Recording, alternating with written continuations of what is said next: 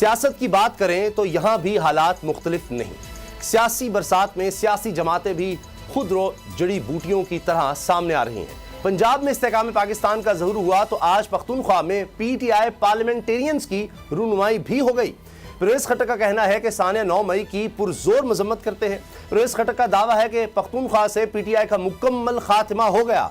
इस दावे की हकीकत का तो पता इंतखाबात में चलेगा। अगर पार्टी लॉन्चिंग के सिर्फ चंद घंटे बाद ही 57 अफराद की लिस्ट शॉर्ट लिस्ट होना शुरू हो गई है और लिस्ट में शामिल रहनुमा वीडियो पैगाम के जरिए नई पार्टी से लाताल्लुकी का ऐलान कर रहे हैं।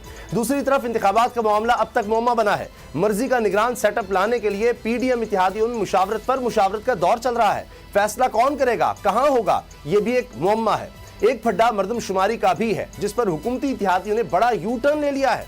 पहले मौकिफ था कि नई मर्दमशुमारी के नताइज आने तक इंतखाबात नहीं हो सकते। अब बयान ये दागे जा रहे हैं कि इंतखाबात पुरानी मर्दमशुमारी पर ही होने चाहिए, जबकि इस्तेकाम वालों को तो इंतखाबात से ही डर लगने लगा है। पार्टी रहनुमा इसाक आकवानी कह रहे हैं फौरी इंतखाबात मसाइल का हल ही नहीं, क्योंकि अगर पीटीआई हारी तो नताइज नहीं मानेगी और जीती तो फिर मुखालिफिन के लिए जबर का नया दौर शुरू होगा। सवाल यह है कि फिर हल क्या है। इसी से आगाज करेंगे। सदीक जान और सईद मुजम्मिल शाह मेरे साथ हैं। सदीक, नया पंडोरा बॉक्स खुल गया है कि जी एक तो मर्दमशुमारी के हवाले से बात आ गई और लगता है कि एमक्यूएम चाहती है कि नहीं जनाब नई मर्दमशुमारी के तहत इलेक्शन हो, जबकि बाकी सारी जमातें चाहती हैं पुरानी मर्दमशुमारी। और अब तो इस्तेकाम वाले जो इस्तेकाम लाने आ रहे थे वो कहते हैं इलेक्शन ही ना करवाएं।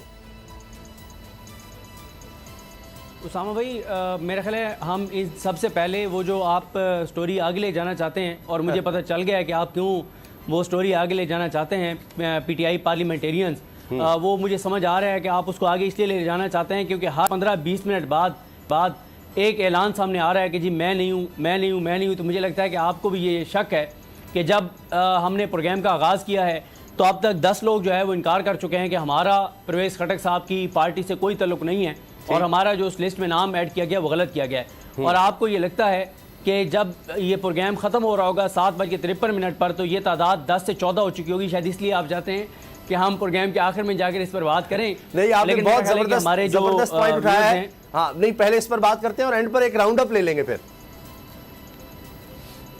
जी, पहले मेरे ख्याल इस पे बात करनी चाहिए क्योंकि आज की ये सबसे बड़ी स्टोरी है। क्योंकि उसामा भाई, मैं आपको एक चीज़ बताऊं कि ज़ाहिर है हम कोई उस तरह से पॉलिटिकल एनालिस्ट तो नहीं है, लेकिन ज़ाहिर है हमारा पाकिस्तान की सियासत के ऊपर एक नज़र भी रहती है या हमारा काम इस तरह का है कि हमें नज़र रखनी पड़ जाती है। तो जब तहरीक इंसाफ से 9 मई के बाद लोगों के छोड़ने का सिलसिला शुरू हुआ तो अब तक यानी आज के दिन तक अगर आप मुझसे पूछें कि तहरीक इंसाफ जो छोड़ के गए किन 2-3 नामों को मैं समझता हूँ कि वो तहरीक इंसाफ के लिए मेरी ज़ाती राय में वो बहुत बड़ा धचका था। या तहरीक इंसाफ ठीक है कहती है कि हमें कोई मसला नहीं है, वो छोड़ भी गए हैं तो, लेकिन मेरे ख्याल से जो फवाद चौधरी साहब का छोड़ के जाना वो बड़ा एक नुकसान था तहरीक इंसाफ का, और श्री मज़ारी साहबा का छोड़ के जाना नुकसान था, असद उमर साहब का छोड़ के जाना नुकसान था, और जिस तरह से मलिका बुखारी आपको पता है जिस तरह की उनकी कंट्रीब्यूशन भी रही और वो एक नुकसान था। अच्छा, ये इस तरह के यानी कुछ 4-5 लोग हैं जिनका छोड़ के जाना, मुसर्रत जमशेद चीमा जो ज़ाहिर है बहुत क्लोज भी थे चेयरमैन पीटीआई के और बड़ी सिंसेरिटी के साथ वो चलते रहे, ये नुकसान थे बहरहाल इन ये 5-6 लोग जो अब तक मेरी नज़र में हैं। लेकिन जब भी ये बात होती थी ना कि परवेज खट्टक भी छोड़ जाएंगे तो मैं ये समझता था ज़ाती तौर पर कि वो बड़ा तहरीक इंसाफ के लिए बुरा दिन होगा जिस दिन परवेज खट्टक छोड़ के जाएंगे, और क्योंकि ये दावे भी होने लग गए थे कि बड़ी तादाद में लोग उनके साथ जाएंगे, तो ये ज़रूर था कि तहरीक इंसाफ के लिए बहुत बड़ा धचका होगा वो दिन जब परवेज खट्टक छोड़ के जाएंगे। इसमें कोई दूसरी राय नहीं है कि केपीके में अगर आप ट्रैवल करें, उसामा गाजी साहब आप जाएं केपीके में, वैसे ही किसी दिन आप वैसे चक्कर लगाना चाहिए, ज़रा केपीके आप जाएँ। मैं तो तोरखाम तक गया हूँ और मैं देख के आया हूँ कि किसी भी बड़े से बड़े पोलिटिकल नाम का तहरीक इंसाफ में रहना या ना रहना मैटर नहीं करता। वहाँ लोगों के आप जाके सेंटिमेंट्स देखें, वहाँ लोगों के जाके जज्बात देखें, वहाँ लोगों की कमिटमेंट देखें, लोगों की एफिलिएशन देखें, वो हैरान कौन है, वो बयान नहीं की जा सकती अल्फाज में जिस तरह की लोगों की कमिटमेंट है तो कोई भी। लेकिन फिर भी मेरा ये था कि जिस दिन परवेज खट्टक छोड़ के जाएंगे तो वो तगड़ा एक सियासी शो होगा। लेकिन जिस तरह से मैं समझता हूँ कि फ्लॉप हुआ है आज शो परवेज खट्टक साहब का, क्योंकि अभी आप देखें ना तकरीबन इस वक्त जब हम बात कर रहे हैं उनकी पार्टी को अनाउंस हुए 5.25 घंटे हो गए हैं। 5.25 घंटों में जो आपने फिगर 50-51 का दिया जो दावा किया जा रहा है, लेकिन जो लिस्ट जारी की गई वो 33 अफराद की जारी की गई कि ये 33 अफराद हैं जो परवेज़ खटक साहब के साथ शामिल हुए हैं। उनमें से 10 लोगों का इस वक्त तक जब हम प्रोग्राम में बात कर रहे हैं, ये बात इसलिए निशानदेही कर रहे हैं कि क्योंकि ये ना हो कि हमारा प्रोग्राम रात 1 या 2 बजे रिपीट होता है तो उसका कोई देख रहा हो तो कहीं यार ये क्या बात कर रहे हैं, इसकी फिगर कोड कर रहे हैं, अब तो ये तादाद 18 हो गई है। तो इसलिए ये तादाद बढ़ती चली जा रही है। हर 15 मिनट बाद एक जो है वो लातलकी का ऐलान सामने आ रहा है। तो इस वक्त तक 10 लोग लातलकी का इजहार कर चुके हैं। एक का पता चला कि वो इस दुनिया में ही नहीं रहे। फिर उसके बाद जो बड़े सवाल उठ रहे हैं वो यही उठ रहे हैं कि 4 ऐसे साबिक अरकान असम्बली जो कि जिस्मानी रिमांड पर थे वो कैसे यहाँ पहुँच गए। उन्होंने तो ना कोई प्रेस कॉन्फ्रेंस की, ना किसी अदालत से जमानत हुई। ये बड़ी एक इंपॉर्टेंट चीज़ है। फिर मुझे एक समझ नहीं आती, चाहे वो इस्तेकाम पाकिस्तान पार्टी हो या ये पार्टी हो, देखिए जब भी कोई पार्टी अनाउंस होती है ना, और ये तो ऐसी पार्टीज अनाउंस हो रही हैं जिनके अंदर विनिंग हॉर्सेज हैं जो अभी भी समझते हैं कि वो अपने हल्के जीतेंगे। लेकिन अगर आपने पार्टी अनाउंस करें तो पब्लिक गैदरिंग में करें, आप बड़ा जलसा करें, जलसे में ऐलान करें, मजा आता है। और या चलें दूसरा ये होता है कि जब आप अनाउंस करते हैं तो फिर आप फौरन आवाम में जाते हैं, आप दिखाते हैं कि आपकी आवाम में क्या पजीराई है। अभी तक इस्तेकाम पाकिस्तान पार्टी को 2 माह होने वाले हैं, या पता नहीं 2 माह से ज्यादा हो गए हैं, पता नहीं अब तो टाइम भी याद नहीं है, लेकिन बड़ा तवील अर्सा हो गया। अभी तक इस्तेकाम पाकिस्तान पार्टी ने जलसा तो दूर की बात है, कॉर्नर मीटिंग नहीं की। कॉर्नर मीटिंग को भी छोड़ें, जिस दिन इस्तेकाम पाकिस्तान पार्टी अनाउंस हुई थी उस दिन जितने लोग जमा थे उतने लोग आज तक जमा नहीं हुए।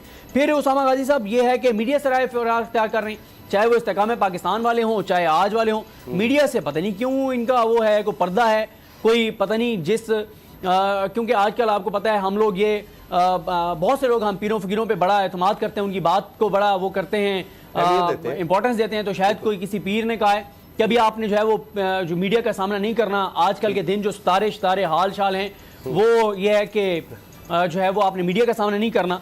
तो आखिरी बात यह है कि आप जिस तरह से कह रहे हैं कि परवेज़ खटक साहब कह रहे हैं कि पीटीआई का खात्मा हो गया है केपीके से, मेरा ख्याल है नून लीग और पीपल्स पार्टी के लिए आइडियल टाइम है कि एक ऐसे वक्त में जब केपीके से पीटीआई का सफाया हो गया है, जब पंजाब से इस्तेकाम पाकिस्तान पार्टी ने पीटीआई का सफाया कर दिया है, इससे आइडियल टाइम नहीं हो सकता। आज ये असम्बली तोड़ें और 54 दिन का जो जरूरी है एक इलेक्शन प्रोग्राम, 54 दिन बाद जो अगला दिन होगा उस पे इलेक्शन करवाएं, क्योंकि पीटीआई का पंजाब में भी सफाया हो गया है, केपीके में भी सफाया हो गया है।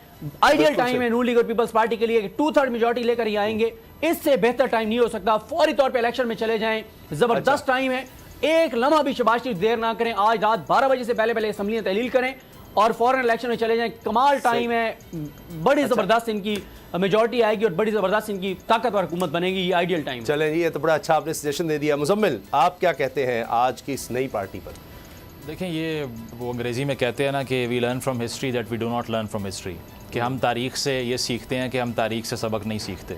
उसकी वजह यह है कि ये वही एक्शन रीप्ले है। पीपल्स पार्टी पैट्रियट्स किसी दौर में बनी थी, फिर काफ लीग बनाई गई नून लीग को तोड़ के, और फॉरवर्ड ब्लॉक की पॉलिटिक्स जो है वो हमेशा से पाकिस्तान में आम रही है। और इसका मकसद कोई नया वोट बैंक गैदर करना नहीं होता, पुराना वोट बैंक तोड़ना होता है। और यही हम देख रहे हैं केपी के अंदर। अब बेशक बहुत बड़ा डेंट है, क्योंकि परवेज़ खटक साहब जो हैं उनको पीटीआई की जो फ़िलासफ़ी है उसका सेंट्रल रोल कहा करते थे लोग, और इमरान खान साहब से तो उनकी बड़ी पुरानी एक जो है वो दोस्ती है, और एचिसोनियन भी हैं, दोनों स्कूल भी गए इकट्ठे, कॉलेज भी गए। तो अब ये जो सारी रफ़ाकत हमने इसका एंड देखा है, ये 9 मई को बेस बनाकर की गई है। और ऑब्वियसली उसके बाद बहुत से पॉलिटिशियंस का वोट लेना या फिर ये बयानिया तश्कील देना कि वो वाक़या जो था उसने डैमेज नहीं किया ओवरऑल सिस्टम को, ये अब आप सेल कर नहीं सकते। और क्योंकि पॉइंट ऑफ नो रिटर्न आ चुका है, इसीलिए बहुत से लोगों ने ये भांप लिया है कि अब इसके बाद पॉलिटिक्स इसी प्लेटफॉर्म से करना काफ़ी मुश्किल हो गई है। तो पहला फैक्टर तो ये, लेकिन दूसरा ये कि किस हद तक इम्पैक्ट होगा उसका, तो उस पर तो काफ़ी डाउट है। उसकी वजह यह है कि इलेक्टेबल्स अगर हैं भी इन दोनों पार्टीज़ में, आईपीपी की अगर हम बात करें या पीपल्स पार्टी पीटीआई पार्लियामेंटेरियंस की हम बात करें, तो दोनों में परवेज़ खटक साहब का नाम हो, उधर जहांगीर तरीन साहब का नाम हो, लेकिन ओवरऑल एक पार्टी का जो स्ट्रक्चर होता है वो ढांचा दिखाई नहीं देता। जिस तरह से बहुत से लोग उससे लाताल्लुकी का ऐलान कर देते हैं बाद में जाके, या उसका फ़लसफ़ा क्या है, मंशूर क्या है, ये इल्म नहीं हो पाता। तो इससे आइडिया यही होता है कि शॉर्ट लिव्ड होगा ये, और लंबे अरसे तक सर्वाइव करने वाली जमात नहीं बन सकती। पाकिस्तान में पहले ही जुमा बाज़ार लगा हुआ है पार्टियों का, और दुनिया भर में ऐसे होता नहीं है। सिर्फ राइट विंग लेफ़्ट विंग की आइडियोलॉजी पे पार्टी डिवाइड होती है। यहाँ पे आपको एक लंबी फहरिस्त मिल जाएगी, और उसमें शख्सियात के नामों पे पार्टियां बनी हुई हैं। और एक पार्टी के कितने हिस्से हैं, भी देखे बहुत हिस्से। लेकिन